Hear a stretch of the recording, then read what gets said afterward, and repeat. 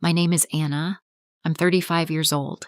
I've been married to Mark for 10 years. We have a 7-year-old son, Lucas. We used to be close. We used to be happy. But now, something feels different. For the past few months, Mark has changed.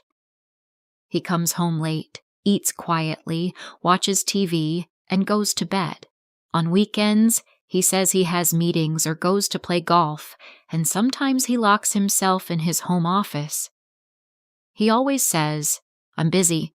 I used to help him with his documents and finances, but now he refuses anyone's help. He says, "I don't trust anyone." At first, I didn't notice the change. It started small. He stopped asking about my day, started keeping his phone face down, and some nights he whispered on calls outside, saying, "It's just work." We had little traditions before. We made Turkish tea every night, sat together, laughed, and looked at each other with love. Now there's silence. No tea, no talks, no us. Last week, I sent Lucas to my mom's house. "Why, Mommy?" he asked, holding his little toy car. "Because I want to spend time with Daddy," I said, forcing a smile. That night, I cooked dinner, lit candles, and waited. When Mark came home, he barely looked at me. "Hi," I said softly. "Hey," he replied, eyes still on his phone. He ate in silence and went straight to bed. I sat in the kitchen, staring at the clock, my tea growing cold. For the first time, I felt like a stranger in my own home. That night, I decided I couldn't keep pretending. I had to talk to him. I cooked his favorite dinner, roasted chicken with lemon and garlic. I wore the red dress he once loved, styled my hair, and even put on makeup. When he came home, his shoulders sagged with exhaustion. He didn't notice the candles. He didn't notice me. "Mark," I said softly, "can we talk?" He hesitated, then sat with me on the couch. "You've changed," I whispered. "We don't laugh. We don't talk. You don't see me anymore." He looked down at his hands and said nothing. I swallowed hard, then asked, "Do you still love me?" He looked at me, his eyes tired. "Of course I do. I'm just stressed. Work is heavy right now." I nodded, but deep inside, I wasn't convinced. So I asked the question I feared most. "Is there someone else?" His head shot up. "No, never," he said quickly.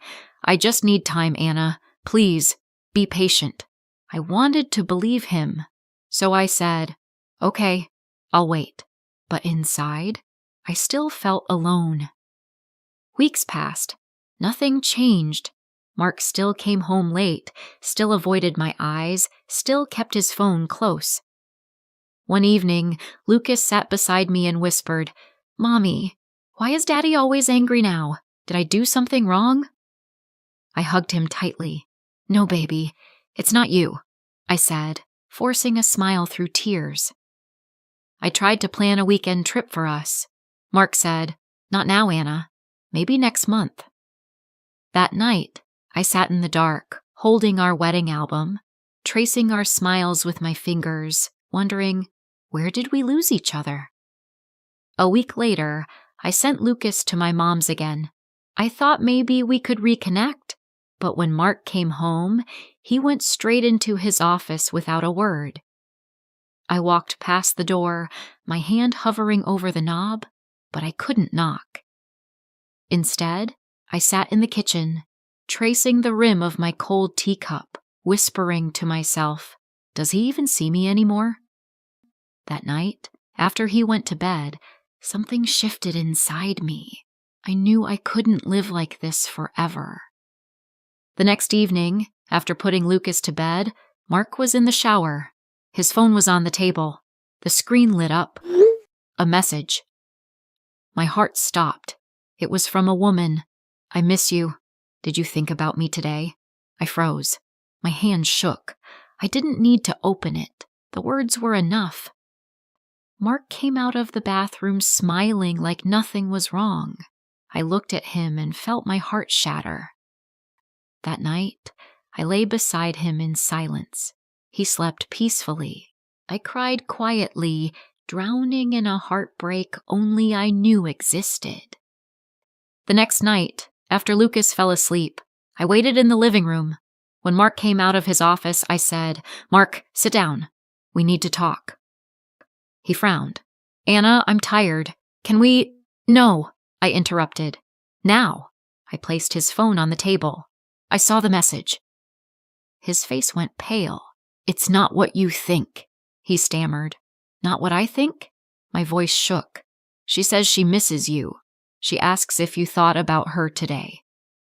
He rubbed his forehead. "It was just talking. I was stressed. I needed someone." "Someone!" I cut him off, tears burning my eyes. "Not your wife? Not the woman who stood by you for 10 years? He sighed heavily, lowering his gaze. "I didn't mean for it to go this far. I'm sorry, Anna." I stared at him, my chest tight. "You looked me in the eyes. You told me to wait. I trusted you.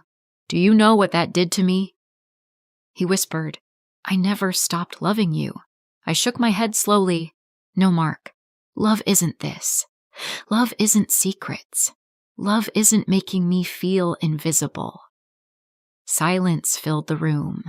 Two people who once shared everything, now strangers. Finally, I whispered, "I can't live like this anymore." That night, I packed a small bag for Lucas and me. I left a letter on the table. "I still love you, Mark. I still hope for us. But I can't be the only one trying. You asked me to wait. I waited. Now, I need to find myself again." I kissed Lucas's forehead, picked up the bag, and walked to the door. My hand trembled, but my heart was steady. I didn't look back. Some wounds can't be fixed by waiting. Some promises can't heal what's already broken. I realized something that night. Sometimes love isn't enough. And sometimes the bravest thing you can do is choose yourself. I chose peace over pain. If you liked this story, please like, comment, share, and subscribe.